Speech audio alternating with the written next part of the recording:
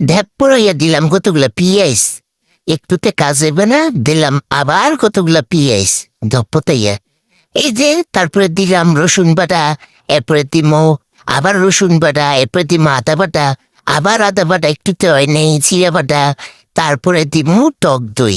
এটা কিন্তু টক দই গেল গেলাইয়া দিতেছি, তোমরা দেখো।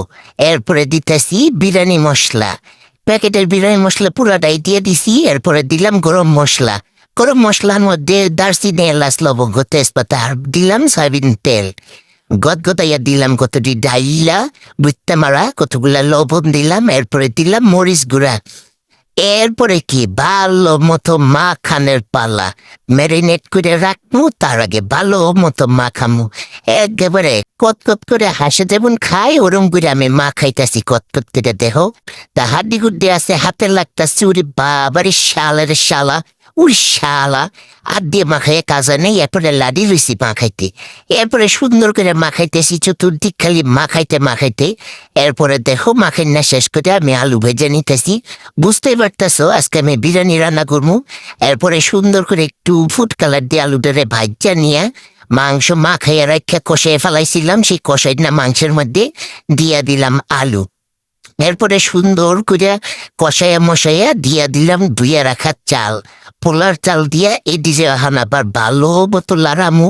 তাই লুয়ে লিছি বিশাল একটা চেরা, আমগো দেশে এটা লাকড়িও কয়টা, তারপরে না কইরেও কয় না, কয় চেরা। চেরাটা ভালো মতো উল্টায় পাল্টাই লাইরিয়া চেরা এই দিকে কষাই লইতে চাল যেরকম ভাজে। এখন মাংসের মধ্যে দিয়ে চাল এরকম ভাজা লইতেছি, মাংস শুদ্ধা আলু শুদ্ধা। নিউ স্টাইলের বিরিয়ানি রান্না করা শিখো আজকে তোমরা।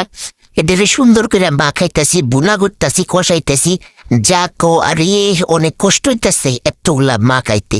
এতগুলা চাউল এতগুলা মাংস একসাথে কি নাড়ুন চারুন যায়, আর লাগে গেতাছে গো, বেতায় গেতাছে। এরপরে দিয়ে দিলাম কতগুলা পানি, মাইপা রাখছিলাম, পানি গরম করে রাখছিলাম, ফুটা শুরু করছে। যখন একটু গরম হয়ে গেছে এরপরে দিয়ে দিছি কতগুলা কাঁচামরিচ, তারপরে দিলাম কিশমিশ।